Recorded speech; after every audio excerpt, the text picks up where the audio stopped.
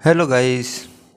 हमारे YouTube channel Balaji classes ब्रेई पर सभी का स्वागत है। आज पढ़ेंगे हम BA third year exam history का एग्ज़ाम है, जिसका paper code HH06 history of modern world, आधुनिक विश्व का इतिहास 1453 से 1950। जिसके इम्पोर्टेंट क्वेश्चन पढ़ेंगे जो पिछले साल पूछे गए क्वेश्चन है।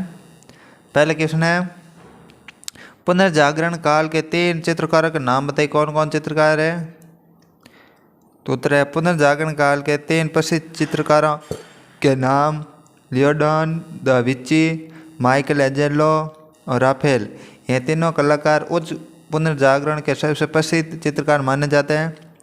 लियोनार्डो दा विंची एक इतालवी बहुसूत्र थे, जिन्होंने चित्रकला, मूर्तिकला, वास्तुकला, संगीत, विज्ञान, गणित, इंजीनियरिंग, साहित्य, शरीर रचना विज्ञान, भूविज्ञान,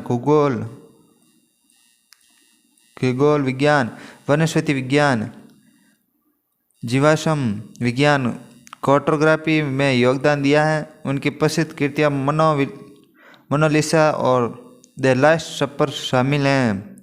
माइकल एंजेलो यह एक इतालवी चित्रकार, मूर्तिकार, वास्तुकार, कवि थे। इनकी प्रसिद्ध कृतियों में ईस्टर्न चैपल की छत और डेविड की मूर्ति शामिल हैं। राफेल वे एक इतालवी चित्रकार, वास्तुकार थे, उनकी प्रसिद्ध कृतियों में एथेंस का विद्यालय और ईस्टर्न मैडोना शामिल हैं। अगला क्वेश्चन है, बोस्टन टी पार्टी घटना कब घटित हुई? बोस्टन टी पार्टी घटना कब घटित हुई? तो उत्तर है, बोस्टन टी पार्टी 16 दिसंबर 1773 को अमेरिका क्रांति के दौरान एक मौलिक अमेरिकी राजनीतिक और व्यापारिक विरोध प्रदर्शन था। बोस्टन टी पार्टी 16 दिसंबर 1773 को अमेरिकी क्रांति के दौरान एक मौलिक अमेरिकी राजनीतिक और व्यापारिक विरोध प्रदर्शन था। नेक्स्ट क्वेश्चन है, वोल्टेयर पर टिप्पणी लिखिए। वोल्टेयर का जन्म 21 नवंबर 1994 में पेरिस, फ्रांस में मृत्यु हुई 30 मई 1778 पेरिस में। सभी महानतम फ्रांसीसी लेखकों में से एक थे। हालांकि उनकी कुछ रचनाएं आज भी पढ़ी जाती हैं, फिर भी उन्हें अत्याचार, कट्टरता और क्रूरता के विरुद्ध पर साहसी योद्धा के रूप में दुनिया भर में ख्याति प्राप्त हैं। वाटरलू के युद्ध का वर्ष बताइए। वाटरलू का युद्ध 1815 में लड़ा गया। युद्ध 18 जून 1815 को बेल्जियम के वाटरलू में हुआ था।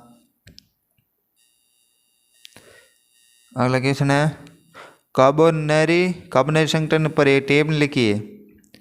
कार्बोनेरी संगठन पर एक टिप्पणी कीजिए। तो उत्तर है, कार्बोनेरी एक गुप्त इतालवी संगठन था जो 19वीं सदी की शुरुआत में सक्रिय था। यह संगठन इतालवी राज्यों में विदेशी प्रभाव को कम करने, संवैधानिक सरकार की स्थापना के लिए काम कर रहा था। कार्बोनेरी का ज्ञान दिए फ्रांसीसी क्रांति की प्रेरणा ली थी। इसके सदस्य उदारवादी, देशभक्ति विचार के समर्थक थे। बिस्मार्क कौन था? वे ओटो फॉन बिस्मार्क के नाम से प्रसिद्ध थे। उसने अनेक जर्मन भाषा राज्यों का एकीकरण करके शक्तिशाली जर्मन साम्राज्य स्थापित किया। वे द्वितीय जर्मन साम्राज्य का प्रथम चांसलर बना। वे रियल पॉलिटिक की नीति के लिए प्रसिद्ध है, जिसके कारण उसे लो पास्लर के उपनाम से जाना जाता था। नेक्स्ट क्वेश्चन है, पेरिस शांति सम्मेलन के 3 बड़ी के नाम बताइए। 3 बड़ों के नाम बताइए। पेरिस शांति सम्मेलन के में 3 बड़ों के नाम थे। ब्रिटिश के डेविस लॉयर जॉर्ज, फ्रांस के जॉस कैलुमियू और अमेरिका के वुडरो विल्सन शामिल थे। जर्मनी में नाडी दल की स्थापना किसने की? जर्मनी में नाडी दल की स्थापना किसने की? तो जर्मनी में नाजी दल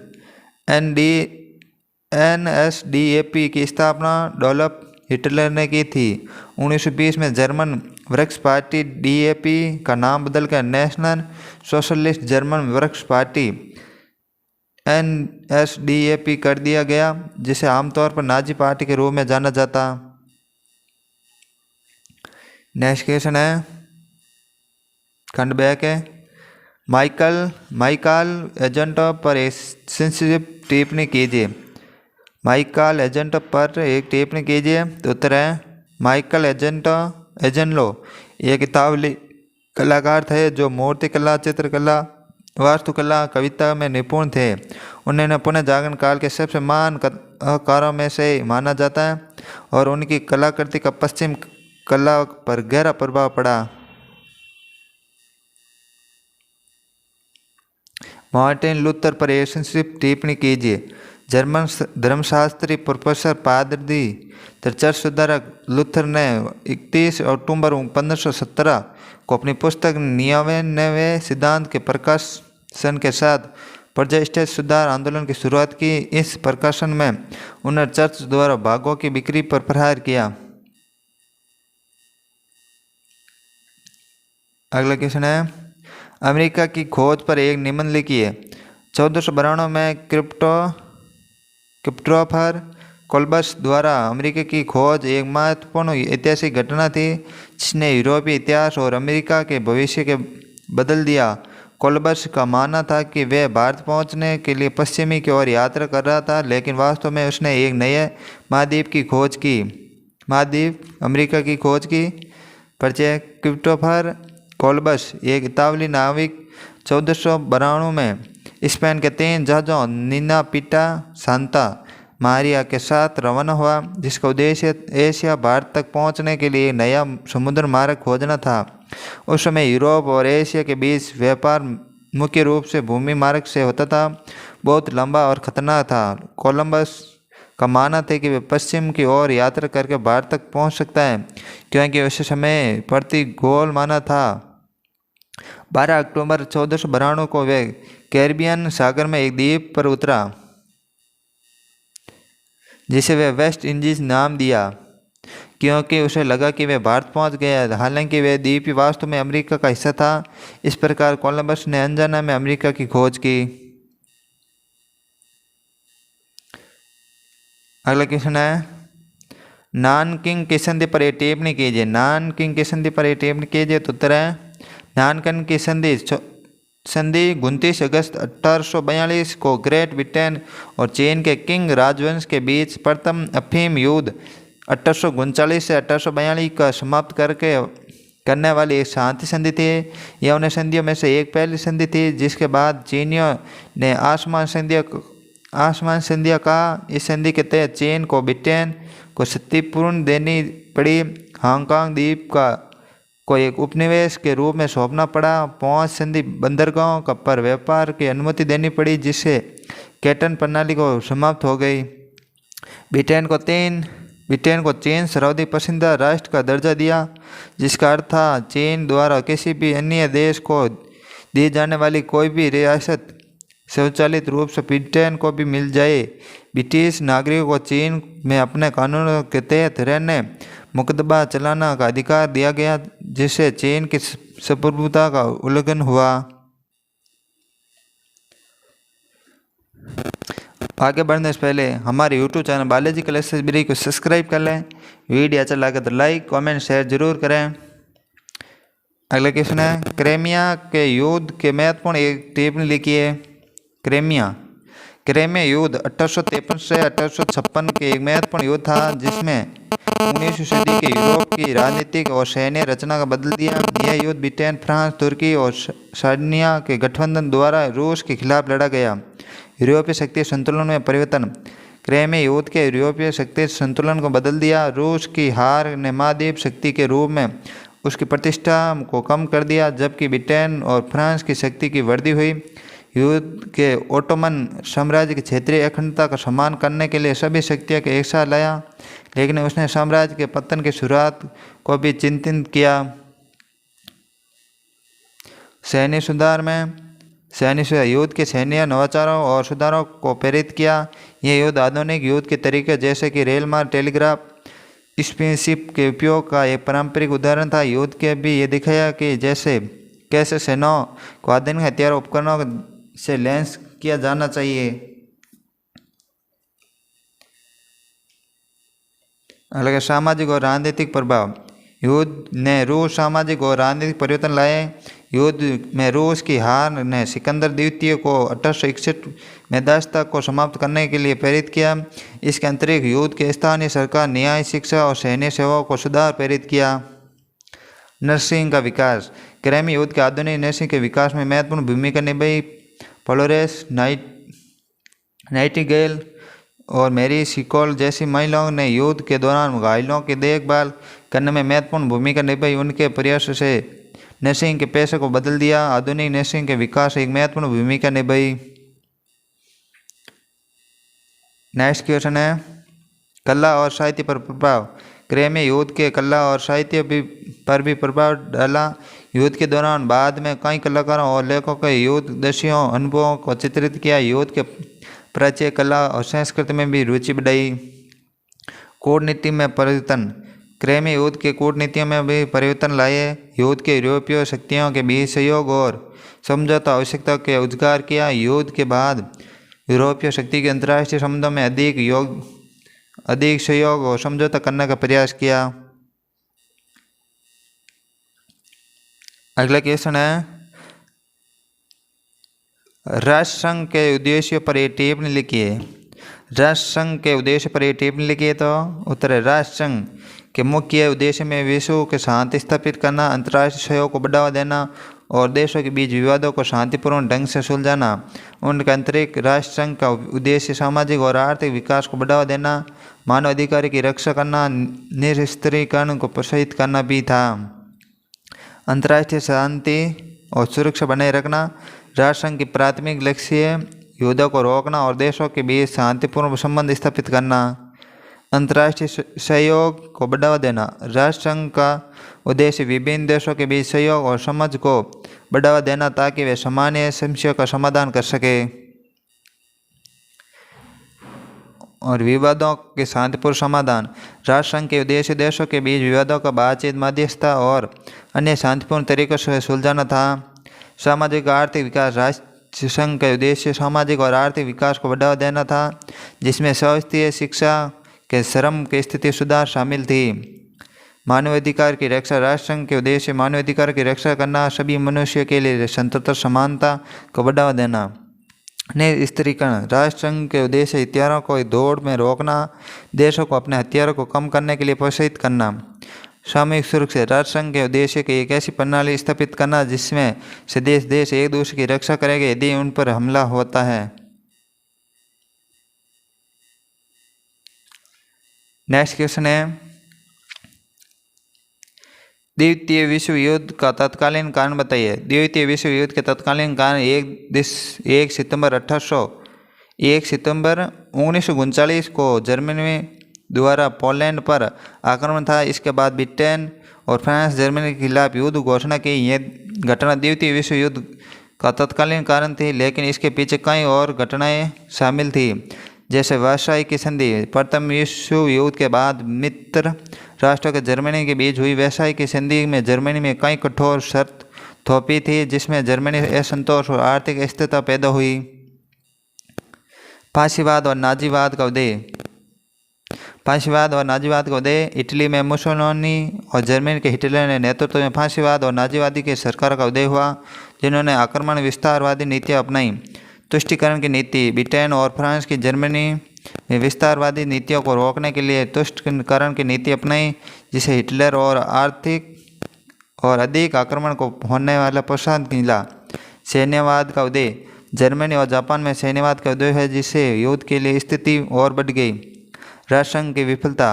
राष्ट्रसंघ जो अंतर्राष्ट्रीय शांति सुरक्षा बनाए रखने के लिए स्थापित किया गया, वह अपनी भूमिका निभाने में विफल रहा, जिससे युद्ध रोकना मुश्किल हो गया। अगला क्वेश्चन है पुनर्जागरण पर एक महत्वपूर्ण लेख लिखिए। पुनर्जागरण पर एक महत्वपूर्ण लेख लिखिए। तो समाजवाद के कई परिणाम हुए। जिसमें आर्थिक संशोधन, राजनीतिक दमन, सांस्कृतिक परिवर्तन और स्वतंत्रता संग्राम शामिल थे। इसके अलावा साम्राज्यवाद के विश्व युद्ध में जैसे वैश्विक संघर्ष का जन्म हुआ। साम्राज्यवाद के मुख्य परिणाम इस प्रकार हैं। आर्थिक शोषण, उपनिवेशों के प्राकृतिक संशोधन का अत्यधिक दोहन किया गया, जिससे स्थानीय अर्थव्यवस्थाएं कमजोर हुई। यूरोपीय शक्तियां अपने औद्योगिक जरूरतों को पूरा करने के लिए उपनिवेश संशोधन का उपयोग किया, जिससे स्थानीय लोगों को नुकसान हुआ। राजनीति दमन, समाजवादी शक्तियां उपनिवेशों का दमनकारी शासन करती थी, जिससे स्थानीय लोगों को राजनीतिक अधिकारों से वंचित कर दिया जाता है। राजनीतिक प्रशासनिक संरचना को यूरोपीय शासनों द्वारा नियंत्रित करता जाता, जिससे स्थानीय शासकों की शक्ति कम हो गई। सांस्कृतिक परिवर्तन, यूरोपीय संस्कृति, भाषा, शिक्षा प्रणाली के उपनिवेशों में थोपा गया, जिसमें स्थानीय संस्कृति और परंपरा का दमन हुआ। मिशनरियों द्वारा धर्म का प्रचार भी सांस्कृतिक परिवर्तन का एक महत्वपूर्ण पहलू था। स्वतंत्रता संग्राम, समाजवाद के खिलाफ प्रतिरोध के रूप में उपनिवेशों में राष्ट्रीय आंदोलन में शुरू हुए। इन आंदोलनों के लक्ष्य स्वतंत्रता, स्वशासन प्राप्त करना और उन्हें अंतःकालीन उपनिवेशों को स्वतंत्रता आंदोलन दिलाने का महत्वपूर्ण भूमिका निभाई। वैश्विक संघर्ष, समाजवाद के कारण विभिन्न यूरोपीय शक्तियों के बीच स्पर्धा तनाव बढ़ गया, जिससे प्रथम द्वितीय युद्ध के जैसे वैश्विक संघर्ष हुए। कच्चे माल और बाजारों पर नियंत्रण संघर्ष इन युद्धों में महत्वपूर्ण भूमिका निभाई। और बुनियादी ढांचा का विकास, समाजवादियों के उपनिवेशों से रेलवे, बंदरगाह, सड़कों के जैसे बुनियादी ढांचा का निर्माण किया, लेकिन ये मुख्य रूप से अपने स्वयं हितों के पूर्ति के लिए किया गया था, जैसे कि संशोधन का तेजी के दोहन और परिवहन। और नेक्स्ट सेक्शन सी खंड से लॉग आंसर क्वेश्चन है दीर्घ उत्तर प्रश्न वाले, जिसमें पहला क्वेश्चन है अमेरिका स्वतंत्रता संग्राम के प्रमुख कारण लिखिए। अमेरिका स्वतंत्रता संग्राम के प्रमुख कारण में ब्रिटिश सरकार की नीतियों के प्रति उपनिवेशों का असंतोष, सप्तवर्षीय युद्ध के बाद ब्रिटेन द्वारा लगाए गए कर, ज्ञानोदय के विचारों का प्रभाव भी शामिल थे। उपनिवेशियों ने प्रतिनिधित्व के बिना का नए सिद्धांत पर जोर दिया, क्योंकि ब्रिटिश संसद में उनका कोई प्रतिनिधित्व नहीं था। अमेरिका स्वतंत्रता संग्राम का प्रमुख कारण इस प्रकार है। ब्रिटिश शासन के प्रति असंतोष, जिसे उपनिवेशियों को ब्रिटिश सरकार द्वारा लगाए गए कई कारों को व्यापारिक प्रतिबंधों के कारण असंतोष था। विशेष रूप से स्टाम्प अधिनियम और चाय अधिनियम जैसे कानूनों को उपनिवेशों के भी आक्रोश पैदा किया। प्रतिनिधित्व के बिना कराधान, उपनिवेशों का मानना था कि बिना उनके प्रतिनिधित्व के ब्रिटिश संसद द्वारा उन पर लगाए कर अन्याय पूर्ण है। उनका नारा था जो नो टैक्सन विदाउट रिप्रेक्टेशन। ज्ञानोदय के विचार प्रभाव, जॉन लॉक और वोल्टेयर और रूसो जैसे वैज्ञानिक दार्शनिक के विचारों को स्वतंत्रता, समानता और लोगों के अधिकारों का महत्वपूर्ण जोर दिया। इन विचारों के उपनिवेशों को अपने अधिकारों के लिए लड़ने के लिए प्रेरित किया। सप्तवर्षीय युद्ध के बाद नीतियाँ, सप्तवर्षीय युद्ध 1756 से 1763 के बाद ब्रिटिश ने युद्ध के खर्चों को पूरा करने के लिए उपनिवेशों पर अधिक कर लगाए, जिसने उपनिवेशों को में असंतोष और बढ़ गया। स्वतंत्रता और स्वशासन की इच्छा, उपनिवेशों में स्वतंत्रता और स्वशासन की तीव्र इच्छा थी। ब्रिटिश शासन से अलग होकर अपना युद्ध का शासन स्थापित करना चाहते थे। फ्रांसीसी क्रांति के परिणाम का विवरण दीजिए। फ्रांसीसी क्रांति जो 1899 और 1799 से 1799 तक चली, फ्रांस और दुनिया पर कई महत्वपूर्ण प्रभाव डाले।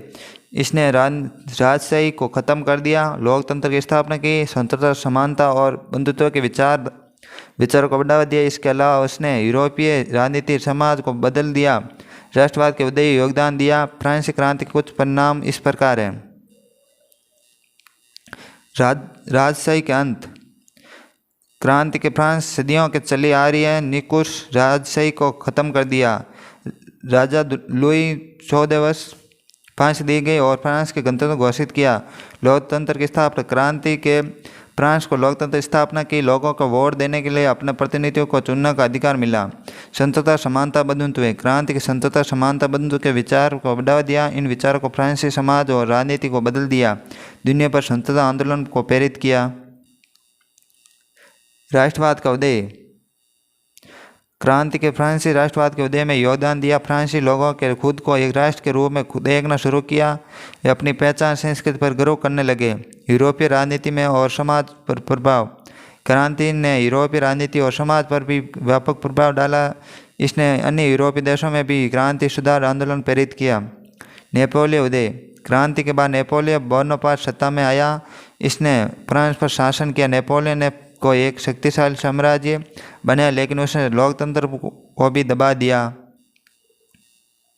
यूएनओ के मुख्य अंगों की विवेचना कीजिए। यूएनओ, संयुक्त राष्ट्र यूएनओ का 6 मुख्य अंग है। महासभा, सुरक्षा परिषद, आर्थिक और सामाजिक परिषद, न्याय परिषद, अंतर्राष्ट्रीय न्यायालय और सचिवालय। यह सभी अंग संयुक्त राष्ट्र के चार्टर द्वारा स्थापित किए गए अपने अपने क्षेत्र को महत्वपूर्ण भूमिका निभाते हैं, जिसमें है महासभा, जनरल असेंबली। यह संयुक्त राष्ट्र का मुख्य विचार विमर्श, नीति निर्माण और प्रतिनिधि अंग है। इसमें संयुक्त राष्ट्र के सभी सदस्य देशों के प्रतिनिधि शामिल है। प्रत्येक को एक वोट का अधिकार होता है। महासभा अंतर्राष्ट्रीय शक्ति और सुरक्षा सदस्य देशों के परिवेश, बजट, अन्य महत्वपूर्ण मुद्दों पर चर्चा और सिफारिश करती है। सुरक्षा परिषद यह अंग अंतर्राष्ट्रीय शांति सुरक्षा बनाए रखने के लिए जिम्मेदार है। इसमें 15 सदस्य और 5 स्थायी सदस्य, चीन, फ्रांस, रूस, यूनाइटेड किंगडम और संयुक्त राज्य अमेरिका और 10 अस्थायी सदस्य। सुरक्षा परिषद निर्णय बाध्यकारी होते हैं। सदस्य देशों के उनका पालना करना होता है। 3 नंबर आर्थिक और सामाजिक परिषद। यह परिषद संयुक्त राष्ट्र के आर्थिक, सामाजिक, सांस्कृतिक और मानवीय मुद्दों पर काम करते हैं। इसमें 54 सदस्य होते हैं, जिनमें महासभा द्वारा 3 साल की अवधि के लिए चुना जाता है। यह परिषद आर्थिक, सामाजिक विकास, मानवाधिकार, बुनियादी स्वतंत्रता को बढ़ावा देने के लिए काम करती है। न्याय परिषद, यह परिषद उन क्षेत्रों के लिए स्थापित की गई है जो द्वितीय विश्व युद्ध के बाद स्वतंत्र नहीं हुई। इसका उद्देश्य उन क्षेत्र सुशासन और स्वतंत्रता को ओर ले जाना। 1994 में प्लव के स्वतंत्रता होने के साथ न्याय परिषद अपना काम निलंबित कर दिया। अंतर्राष्ट्रीय न्यायालय यह संयुक्त राष्ट्र का मुख्य न्यायालय अंग है। इसका मुख्यालय हेग, नीदरलैंड में स्थित है और यह न्यायालय देशों के बीच कानूनी विवादों और सुलझाने में संयुक्त राष्ट्र अंगों के बीच कानूनी सलाह देने का काम करता है। सचिवालय यह संयुक्त राष्ट्र का प्रशासनिक अंग है जो संयुक्त राष्ट्र के विभिन्न अंगों का सेवाएं प्रदान करता है। इसका प्रमुख महासचिव होता है, जिसमें सुरक्षा परिषद सिफारिश पर महासभा द्वारा नियुक्त किया जाता है। सचिवालय संयुक्त राष्ट्र के कार्यक्रमों और नीतियों को लागू करने, शांति अभियानों और प्रबंधन करने और अन्य प्रशासनिक कार्य करने के लिए जिम्मेदार है। अगला क्वेश्चन है, इटली में फ्रांसवाद के कानून लिखिए। इटली में फांसीवाद के कानून लिखिए। तो इटली में फांसीवाद के उदय के कई कारण थे, जिसमें प्रथम विश्व युद्ध के बाद असंतोष, आर्थिक संकट, साम्यवाद का डर, मुसोलिनी का कस्माई नेतृत्व शामिल था। प्रथम विश्व युद्ध के बाद असंतोष। इटली ने प्रथम विश्व युद्ध में मित्र राष्ट्रों के साथ लड़ाई लड़ी, लेकिन युद्ध के बाद वे लाभ नहीं मिला जिसकी उसे उम्मीद थी। वर्साई की संधि इटली के लोगों को निराश और उन्हें लगा दी के साथ अन्याय हुआ। आर्थिक संकट में युद्ध के बाद इटली आर्थिक संकट गहरा गया। बेरोजगारी बढ़ी, कीमतें बढ़ी, लोगों का जीवन स्तर गिर गया, जिससे लोग सरकार निराश हो गई। फ्रांसवादी आंदोलन को समर्थन देने लगे। साम्यवाद का डर। इटली में साम्यवाद आंदोलन में मजबूत हो रहा है। फ्रांसवाद इस आंदोलन को दबाना चाहते हैं। मुसोलिनी ने समाजवाद का डर दिखाकर लोगों को अपने साथ जोड़ा और मुसोलिनी का कस्माई नेतृत्व है। बेनिटो मुसोलिनी एक कस्माई नेता था जिन्होंने लोगों को अपने वोटों के आकर्षित किया। उन्होंने इटली को फिर बनाने का वादा किया और लोगों को संगठित किया। अन्य कारण है इसके अलावा इतावली राष्ट्रवाद, राष्ट्रीय संघवाद, इतावली क्षेत्रों के विस्तार की इच्छा में भी फ्रांसवादी का उदय सहायक थी। और ऐसी क्लास देखने के लिए हमारे यूट्यूब चैनल को सब्सक्राइब कर लें और पिछली क्लास भी ज़रूर देखें और ये क्लास भी जरूर देखें, इससे बाहर जाने की कोई संभावना नहीं है। और हमारे यूट्यूब चैनल को सब्सक्राइब कर लें, वीडियो चला कर लाइक कमेंट शेयर जरूर करें और हमारे टेलीग्राम ग्रुप भी ज्वाइन कर लें।